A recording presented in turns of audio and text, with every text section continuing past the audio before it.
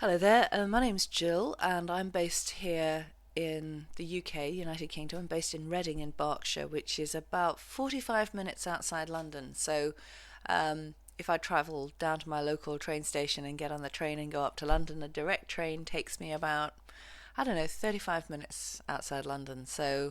I'm sitting here today and I'm wanting to be beginning to start to introduce some processes that I've been using, some physical processes that I've been using probably, I don't know, going back in the last almost 18 years. I think it was way back in about 1990 I first came across Feldenkrais work, and it was through a patient of mine. He'd been out in Australia and he had had a stroke diving into the sea to help to rescue his wife who was in distress, and he'd ended up being the one who was being rescued. So he was taken into hospital, and while he was being rehabilitated, he was introduced by a physiotherapist to the work of Moshe Feldenkrais, and he did some of the lessons, the Awareness Through Movement lessons, as part of his rehabilitation. Now, Feldenkrais work has been around, oh gosh, Feldenkrais died in the 1970s. He died when he was 84.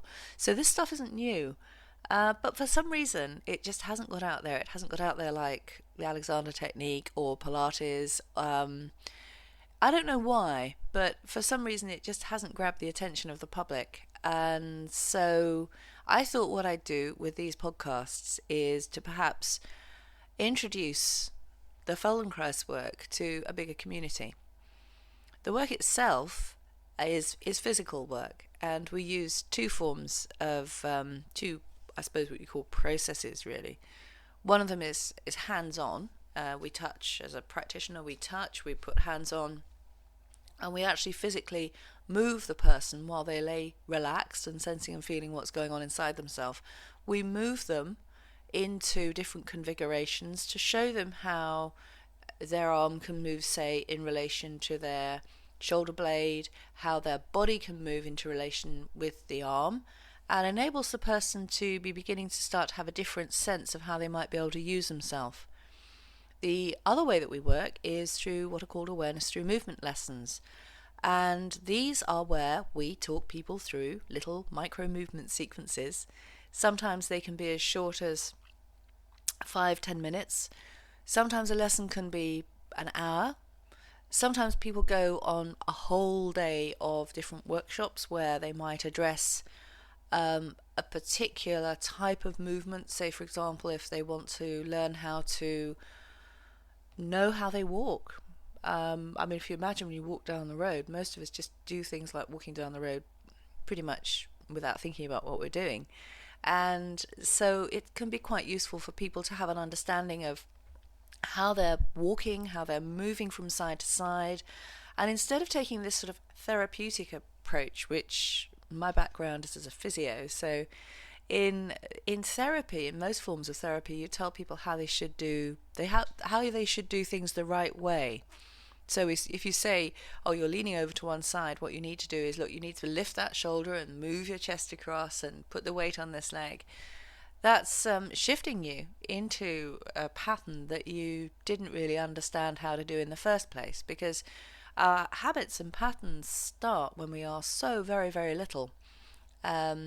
So with the awareness through movement side of things, what we do is we actually enable people, we talk them through a group lesson, and again, a group can be anything from two people. I've taught, in inverted commas, groups of two. I've actually taught awareness through movement lessons just one-to-one, or up to 40, 80, 100. I've taught big groups at conferences where everyone's been lying on the floor, sitting in a chair, and I've talked them through. And as I say, sometimes we're talking here 100 people doing a movement lesson at the same time. And each of the processes that we do, as I said, is very, very small, very gentle, very tiny. We introduce movement in a non-habitual way. So if I said to you, pick up a cup, you'd reach out and you'd pick the cup up. But what I might do if I was doing a lesson is I might work something around your foot, something around your hip, something around the way your head moves around your neck and shoulders. So a lot of the movement is done in a way, it's a bit like going on a treasure hunt and you don't really know what and where you're going to end up.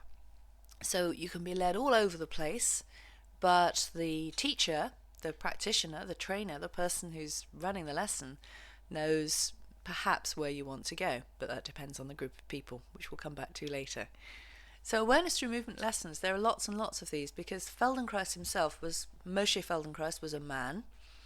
He was born in, I think it was part of Russia. And he moved away, he was Jewish, and he moved away, and he went to live in what became Israel. And he studied, he was a Renaissance man, he was an engineer, a physicist, he had a doctorate, and he had an injury. He got an injury to his knee. He did a lot of judo, he was a judoki, and he injured his knee, and he realized that when he wasn't thinking about what he was doing, sometimes his knee would let him down. And his curiosity led him to want to think of a way he could work out a solution. And he used this process of exploring and developing creativity to come up with thousands and thousands of lessons that he used to teach to lots of other people. So we've got a huge library. Feldenkrais practitioners have got a huge library of lessons at our disposal that Feldenkrais himself has already designed. And also, a Feldenkrais practitioner will often design a lesson for the individual. So when we stand up, for example, if I'm talking about a big group, imagine a big conference and you've got everybody sitting in chairs, I might start wanting to run a lesson a certain way, and then I begin to notice that some people in the audience perhaps can't twist a certain way, can't turn a certain way, and the lesson has to be changed and adapted as you go through. So awareness through movement lessons and functional integration have a relationship to each other, and the reason that they have a relationship to each other is because essentially in an awareness through movement lesson you lie down and you make the movements yourself. While you're listening to somebody, you're making those movements, so interpret what the person is saying into the movements that you make. There's no demonstration, so there's nobody standing at the front of the class sort of watch me, follow me, do it like this. It's all about exploring and doing it your own way.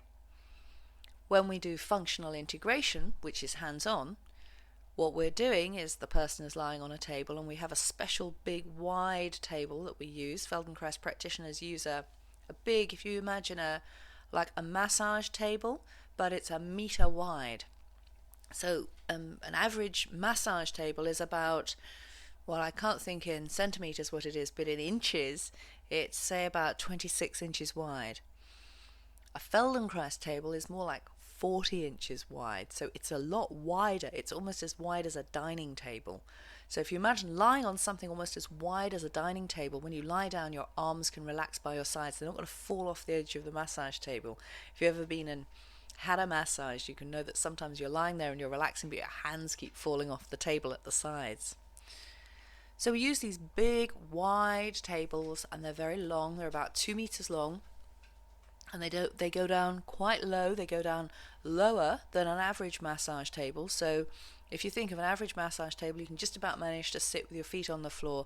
On a Feldenkrais table, we can take it even lower than that. And the whole table is made of really strong wood, padded, again, like a massage table. But it's strong because as the Feldenkrais practitioner is working with you, often as you're lying there, the Feldenkrais practitioner will need to kneel on the table, stand on the table, because the practitioner uses their own structure, their own skeleton to take the weight. When we do the training, that's a 4-year training for a Feldenkrais practitioner, and that's after you've been doing it for some years. It's a 4-year training program, and during that training program, which is part-time, during that training program, you practice a lot of the work on yourself. So we do a lot of awareness through movement and functional integration lessons on ourselves, so that when we sit or we stand or we move and we're supporting our student as we move their leg or arm or head or foot or whatever, we can keep our system well supported so that we don't have to use a lot of muscle effort. And because we don't use a lot of muscle effort, the person lying on the table, it feels as if they're being lifted quite effortlessly. That means they can then relax. So as they feel safe on the table and comfortable and well relaxed, they can really feel what's going on. So these two processes, and as I say, I'm going to go through a little awareness through movement lesson that I'm going to put up on these podcasts later on. These two processes link together. So supposing you're lying on the floor, and I'm talking you through some gentle movement work. So I'm suggesting you sense and feel the contact with your body underneath you onto the floor, and begin to start to roll your left arm in and out or something similar. And as you start to roll your left arm in and out, you realize that it's uncomfortable, or there's a restriction of movement. You just don't seem to be able to do it. So sometimes what can happen then is that you can go to a Feldenkrais practitioner and say, I'd like to have a functional integration, one-to-one, hands-on functional integration around this issue of how I'm using my left arm, because every time I move that left arm out and in, I seem to get discomfort. So what would happen then is you would lie on the table, you would feel calm and relaxed, we'd have a look at the way you were moving, and hands-on, we would introduce your system to maybe sensing and feeling, relaxing, noticing what's going on somewhere else. So these two processes of functional integration and awareness through movement really fit together well. When I work with my clients, I often say to them, here are some functional integration lessons, I'm going to do some hands-on, but what you really need to do is go to some classes as well. Now, if I were to have one dream, I'd say that what I'd really love is to have Feldenkrais awareness through movement lessons out there in the community. I would love people to be able to go along to a local gym, studio, dance studio, whatever. I'd love them to be able to go along and just take part in some of these lessons. But as I say, it hasn't grown the way that Pilates or some of the other processes have grown. So who knows, maybe if I begin to start to put some podcasts and bits and pieces out here, and people out there begin to start to get interested, then they'll start to ask people if they know anyone who's a Feldenkrais practitioner. And from that, what can grow is small groups and communities. So maybe the network can grow, the Feldenkrais practitioner network can grow. And this needs to happen, because if we don't use this work and we don't develop it and we don't bring it forward, it's just going to die. Because at the moment because Feldenkrais died in the 1970s, if you think that's 30 years ago, so the generation of trainers that we have now, Feldenkrais trainers who are training programs, these people were trained by Feldenkrais, but there are only a small number of people who are coming through to become new trainers. And it's like any process, any work, it needs new, evolving research to be associated with it. So when you think about doing any sort of movement work, what you need to do is to think about being safe. And I can't use this word safe enough times, but safety is really important. When you go to do some physical work, you need to look after yourself. So if I'm putting up some of these podcasts and they're going to be sitting here, what I'd really like is for people to make sure that they don't push themselves, they don't stress, they don't strain.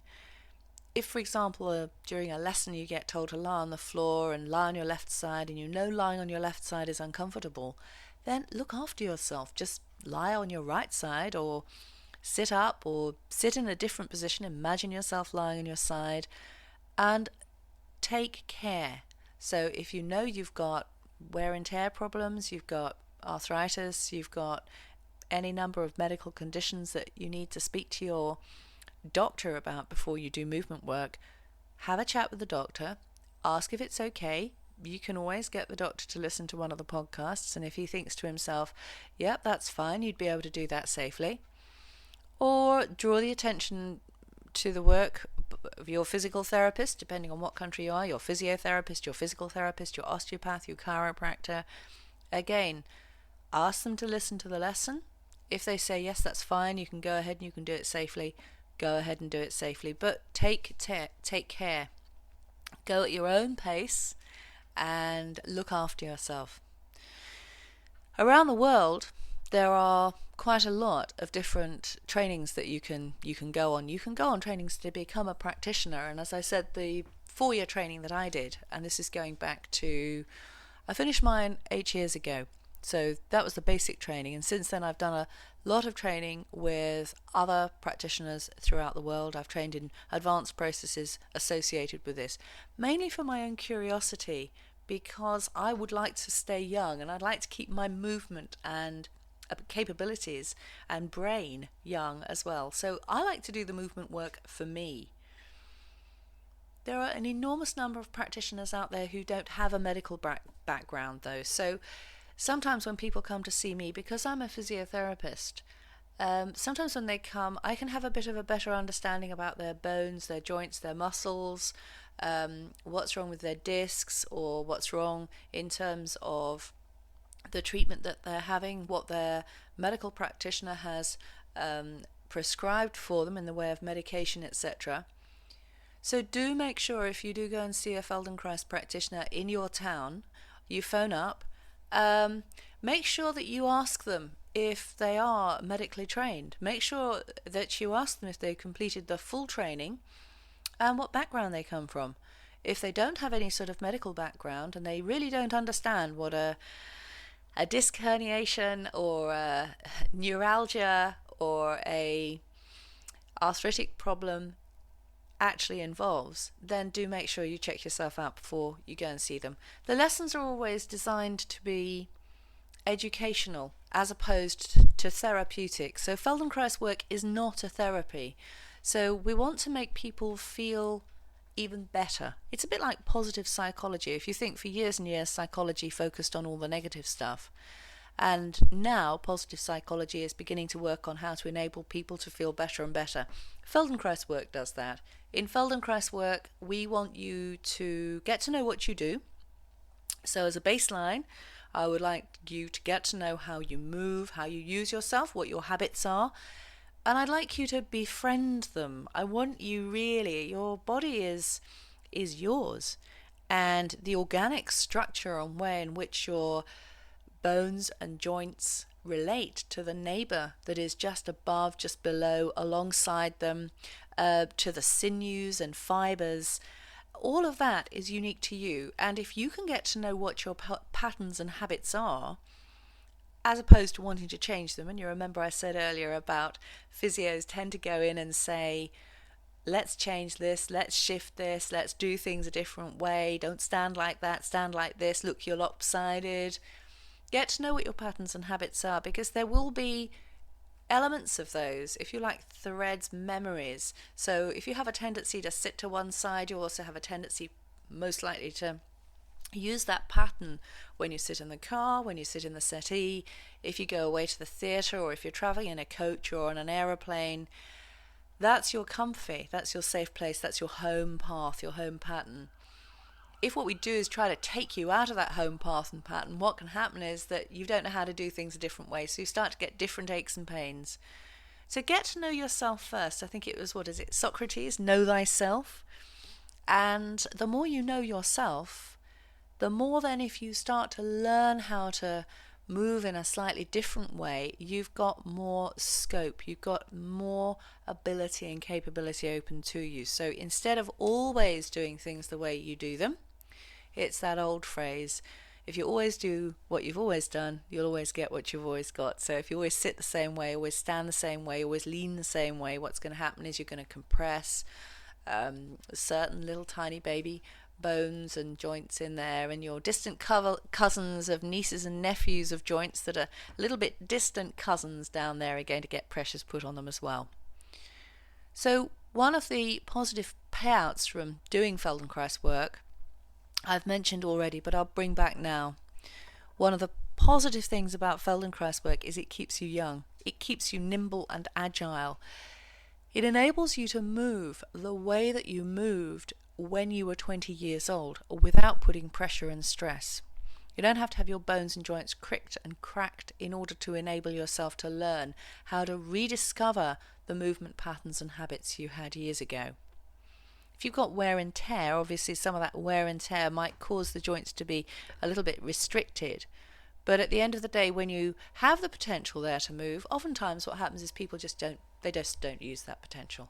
So they've got into a habit of not using themselves, and what happens is that they just become more and more set, more and more habituated, standing a certain way, moving a certain way, using their hands a certain way, smiling a certain way, and they don't realize they're doing it. So if what you'd like to do is to learn more about how you use yourself, enable yourself to have more flexibility and less chance of continuously pressuring certain joints so that you keep getting aches and pains and wear and tear symptoms starting, then if what you want to do is to learn something about those things, then listen along. I'm going to be putting up some lessons gradually over the next few weeks and months. I'm going to be putting them up as I've got time.